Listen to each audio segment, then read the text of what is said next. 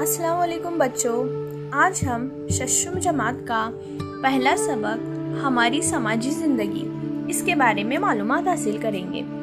बच्चों, आप लोगों ने पंचम जमात में पढ़ा हुआ है कि इंसान पहले खाना बदोशी की ज़िंदगी गुजारता था। धीरे धीरे तरक्की करने के बाद उसने मुस्तकिल समाजी ज़िंदगी जो है इख्तियार कर ली। आज हम यहाँ पर देखेंगे कि सबसे पहला नुक्ता है कि इंसान को समाज की ज़रूरत क्यों महसूस हुई, इंसान समाज में रहना क्यों पसंद करने लगा। तो हम देखते हैं कि हम जो है ना अब समाज में रहते हैं, ग्रुप में मिलजुल कर रहते हैं। तो समाज जो है में हमारे रोज़मर्रा के मामला जो है समाज में बेहतर तरीके से अंजाम पाएँ, इसके लिए इंसान को समाज की ज़रूरत महसूस हुई।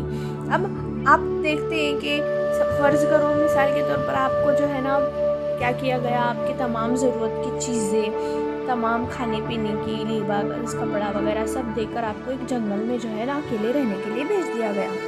तो आप वहाँ कितने दिन रह सकेंगे? 4 दिन, 8 दिन। लेकिन फिर आपको जो है आपके घर वालों की, आपके रिश्तेदारों की, दोस्तों की याद आना शुरू होंगी। क्यों? क्योंकि जो है हम जो है वो समाज में रहना क्या करते हैं, पसंद करते हैं। इसलिए इंसान को समाज की ज़रूरत महसूस होती है। इसके अलावा दूसरा पॉइंट है, यहाँ देखो, इंसान की इज्तिमाइयत, यानी इंसान फितरी तौर पर मिलजुल कर रहना पसंद करता है। उसे अपनी खुशी, अपने ख्यालात का इजहार लोगों को करना जो है ना वो अच्छा लगता है। अब देखो, जैसे आपकी की मिसाल लो कि अगर समझो आपके घर में आपके अब्बू ने जो है ना आपको एक नया खिलौना लेकर आए, तो आप क्या करते हो? आप फ़ौरन दूसरे दिन जाकर अपने दोस्तों को बताते हो, अपने है ना रिश्तेदारों को बताते हो, है ना। तो ये आपको अपने ख्यालात दूसरों तक पहुंचाना अच्छा लगता है। तो इसीलिए ये समाजी ज़िंदगी हमारे लिए क्या होती है, ज़रूरी होती है।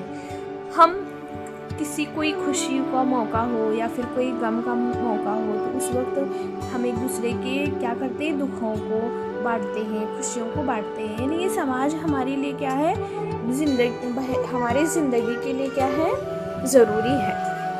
इसलिए हम इस समाज में रहना क्या करते हैं, पसंद करते हैं। हमें अपने दोस्तों की, सहेलियों की, रिश्तेदारों की सोहबत क्या होती है, अच्छी लगती है। इसके बाद हम जो है अगली तरफ जाएंगे। देखो कि समाज में हम जो रहते हैं ना, तो वहाँ पर हमारी बहुत सारी बुनियादी ज़रूरतें हैं। तो ये ज़रूरतें पूरे करने के लिए हमें समाज के दीगर अनासिर पर मुनहसिर होना पड़ता है। मिसाल के तौर पर लो कि आप जो किताब पढ़ रहे हैं उस किताब का के पेजेस हैं, सफ़ात हैं। अब देखो ये सफ़ात कैसे बनते हैं, तो इसके लिए बहुत सारी सनतों में बहुत सारे लोग काम करते हैं। इसके बाद इस किताब की छपाई होती है, उसकी बाइंडिंग होती है, यानी मुख्तलिफ मराहल से गुजरते हुए हम तक पहुंचती है। तो इस मराहल के वक्त बहुत सारे जो काम होते हैं वो इसमें कई अफराद हिस्सा लेते हैं। यानी किसी एक काम को करने के लिए मुख्तलिफ अफराद अपने उसमें क्या दिखाते हैं, महारतें दिखाते हैं। यानी समाज में जो हमें हमारी बुनियादी ज़रूरतें हैं वो पूरा करने के लिए हमें एक दूसरे पर मुनहसिर होना पड़ता है। उसके बाद हम अगला जो है वो पॉइंट देखेंगे, हमारी तरक्की ये समाज की वजह से होती है। हम देखते हैं कि हमारे घर में जो है ना ज़ुबान बोलते हैं, क्या स्कूल में वही ज़ुबान इस्तेमाल करते हैं? नहीं, हम हमारे घर में जो ज़ुबान बोलते हैं वो हमारे स्कूल में मतलब अलग होती है, मयारी ज़ुबान का इस्तेमाल करते हैं। आपको स्कूल के अंदर अलग अलग ज़ुबानें सिखाई जाती हैं, उर्दू, अंग्रेज़ी, हिंदी, मराठी। यानी ये ज़ुबानें हमारे सीखने का ज़रिया है, क्या है, ये हमारा समाज है। हम जो है क्या करते हैं, अलग अलग हमारे फ़र्ज़ करो हमारे अतराफ़ में कोई हिंदू रहता है, सिख रहता है, ईसाई रहता है, पंजाबी रहते हैं, तो हम उनकी ज़ुबानें सुनकर क्या करते हैं, सीखते हैं।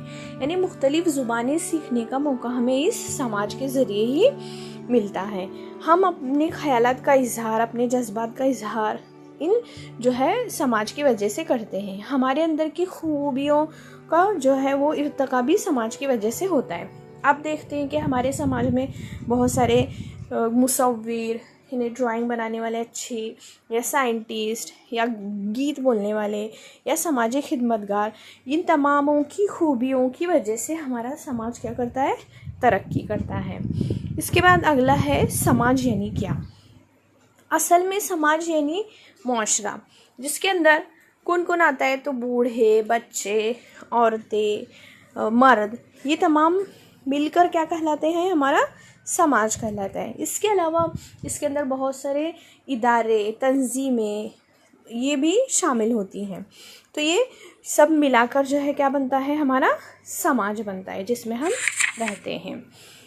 اب اس کے بعد ہمارے جو ہے نا سماج کے روزمرہ کے معاملات جو ہے وہ سماج کے وجود کو برقرار رکھنے کے لیے اس ایک خاص نظام کا ہونا کیا ہے، ضروری ہوتا ہے، جس میں ہم دیکھتے ہیں کہ زراعت سے متعلق تمام امور انجام دینے کے لیے مختلف ادارے قائم کیے گئے ہیں، جیسا کہ کھیتی باڑی کے بیج سے شروعات ہوتی ہے، اس کے بعد جو ہے نا کارخانوں تک مطلب فصل اگانے کے بعد کارخانوں تک لے جانا، اس کی کٹائی، اس کی صفائی وغیرہ تمام امور میں کیا ہوتے ہیں، بہت سارے افراد شامل ہوتے ہیں، تو یہ تمام مل کر کیا کہلاتے ہیں، ہمارے سماج کا ایک حصہ کہلاتے ہیں۔ اسی لیے ہمیں سماج جو ہے وہ ہمارے لیے ضروری ہوتا ہے۔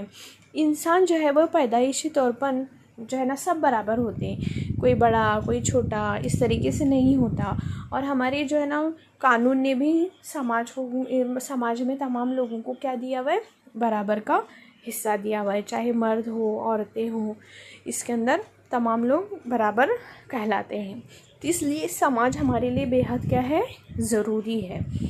تو امید ہے میں نے آپ کو یہ جو ہے نا اس کا جو نچوڑ بتایا ہوا ہے وہ آپ کو سمجھ میں آیا ہوگا۔